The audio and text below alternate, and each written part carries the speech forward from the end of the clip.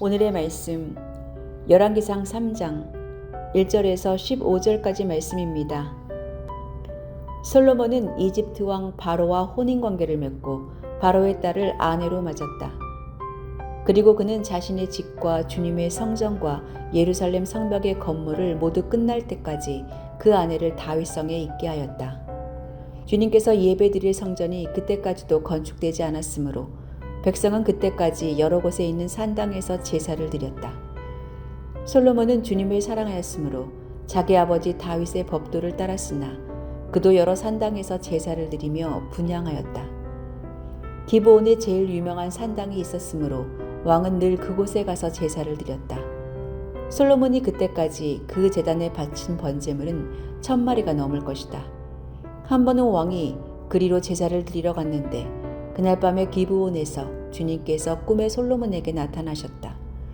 하나님께서 말씀하시기를 내가 너에게 무엇을 주기를 바라느냐 나에게 구하여라 하셨다.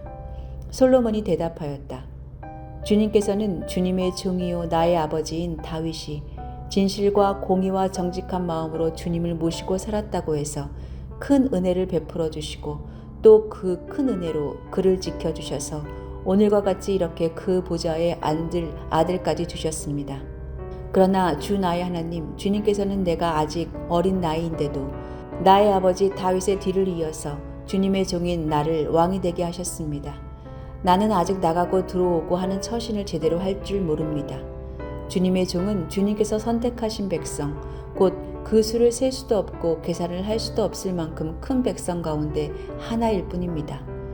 그러므로 주님의 종에게 지혜로운 마음을 주셔서 주님의 백성을 재판하고 선과 악을 분별할 수 있게 해주시기를 바랍니다. 이렇게 많은 주님의 백성을 누가 재판할 수 있겠습니까? 주님께서는 솔로몬이 이렇게 청한 것이 마음에 드셨다. 그러므로 하나님께서 그에게 말씀하셨다. 내가 스스로를 생각하여 오래 사는 것이나 부유한 것이나 원수 갚는 것을 요구하지 아니하고 다만 재판하는 데에 듣고서 무엇이 옳은지 분별하는 능력을 요구하였으므로 이제 나는 네 말대로 내게 지혜롭고 총명한 마음을 준다. 너와 같은 사람이 너보다 앞에도 없었고 내 뒤에도 없을 것이다.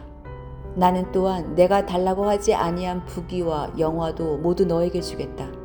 내 일생 동안 왕 가운데서 너와 견줄 만한 사람이 없을 것이다.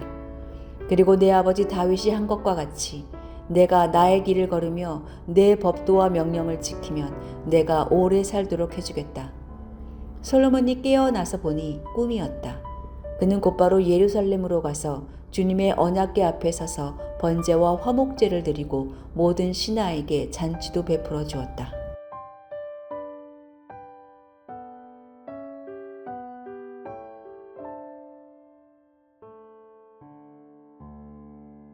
숲속의 요정 혹은 램프의 지니를 만나 세 가지 소원을 빌 수 있는 기회를 얻은 이들에 관련된 여러 우화들이 있습니다. 어떤 소원이든 성취할 수 있다는 제안 앞에서 사람들은 온갖 부푼 꿈을 꾸지만 결국 합당한 소원을 빌고 해피엔딩을 맞는 이야기는 없습니다. 그러므로 소원을 비는 기회보다 나 자신을 정확하게 파악하고 꼭 필요한 것을 구하는 지혜가 더 필요합니다. 솔로몬은 하나님께 지혜와 보기를 약속받았지만 그 근거는 이미 자기에게 부족한 부분이 무엇인지 깨닫고 무엇을 구해야 하나님께서 합당하게 여기실지 아는 지혜를 솔로몬이 가지고 있었다는 것입니다. 솔로몬은 애굽왕 바로의 딸을 아내로 맞아들였습니다. 그리고 왕궁과 여호와의 성전과 예루살렘 성의 공사도 진행했습니다. 아직 여호와의 성전이 건축되지 않았을 때 솔로몬은 기브온의 산당에 가서 1000번제를 드렸습니다.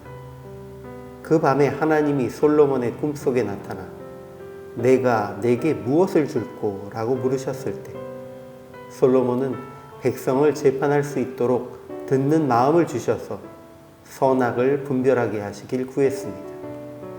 하나님은 이를 좋게 여기시고 솔로몬에게 지혜와 총명 외에 부와 명예를 주시겠다고 약속하셨습니다. 예루살렘에 돌아온 솔로몬은 다시 감사 제물을 드리고 모든 신하들을 위해 잔치까지 베풀었습니다. 솔로몬은 하나님께 지혜를 구하기 이전에 이미 지혜로운 왕이었고 정치적 감각이 있는 사람이었습니다. 본문은 그가 애굽의 공주와 결혼한 것이 아니라 애굽 왕 바로와 혼인관계를 맺었다라고 기록합니다. 안정적인 통치를 위한 정치적 동맹을 맺었다는 의미입니다. 그러나 아직 영적으로는 흐려지지 않아서 성전 건축 이전에 하나님의 인도하심을 구하는 번제를 드렸고 꿈에 나타나신 하나님께 백성을 재판할 수 있는 듣는 마음을 구할 수 있었습니다. 이렇게 솔로몬이 하나님 앞에서 주어진 기회를 낭비하지 않고 구할 수 있었던 것은 이미 자신의 강점과 약점에 관해 객관적으로 파악했기 때문에 가능했습니다.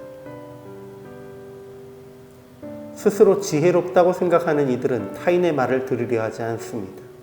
여러 의견을 들어도 자신이 생각한 대안에 미치지 못한다고 생각하고 독단적인 결정을 내리는 경우가 많게 됩니다.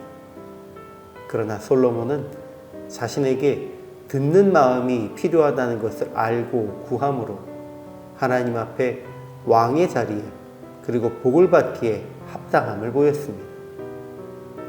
그러나 이후 그는 지속적으로 높임을 받으면서 점점 듣는 마음을 잃고 자기 소견에 옳은 대로 행하는 자로 변해갑니다. 참 지혜는 나의 약점을 고백하고 듣는 마음을 품는 것에서 비롯됩니다. 성공과 영광에 도취되어 귀가 어두워지지 않도록 언제나 주님의 음성과 주위 사람들의 목소리에 귀를 기울이는 듣는 마음을 품는 우리가 되어야 합니다.